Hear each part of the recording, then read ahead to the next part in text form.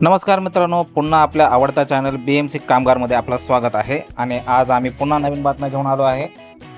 तर मित्रांनो, बातमी अशी आहे की म्युनिसिपल मजदूर युनियन मुंबई, विषय असा आहे की जनगणना आणि निवडणुकीच्या कामासाठी नियुक्त केलेल्या कर्मचाऱ्यांना बायोमेट्रिक हजेरी नोंदवण्याची सक्ती करण्यात येऊ नये असे परिपत्रक व विनंती अर्ज म्युनिसिपल मजदूर युनियन यांनी केला आहे.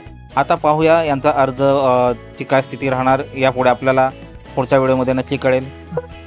मित्रांनो, दुसरी बातमी अशी आहे की कसारा कर्ज अशा रेल्वे ट्रॅकवरून स्पेशल ट्रेन किंवा मेल 4 दिवस अंशतः बंद राहणार आहे आणि विशिष्ट लोकल किंवा मेल धावणार आहे.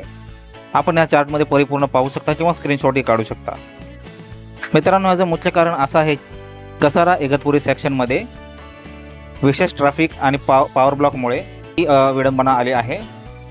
त्यामुळे या कारणास्तव आसनगाव ते कसारा दरम्यान लोकल सेवा पूर्णपणे बंद राहणार. आणि मित्रांनो, शेवटची बातमी अशी आहे की मुंबईमध्ये पाण्याची टंचाई आणखी होत राहणार आणि हे कपात अजून जवळजवळ 10-15 दिवस असे सुरुवात आणि पाणी कपात असे सुरू राहणार आहे जवळजवळ 15 दिवसांपर्यंत.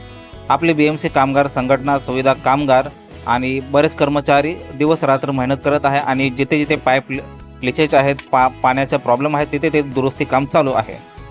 व्हिडिओ आवडल्यास नक्की लाईक करा, शेअर करा, सबस्क्राईब करा. भेटूया पुन्हा नवीन व्हिडिओमध्ये.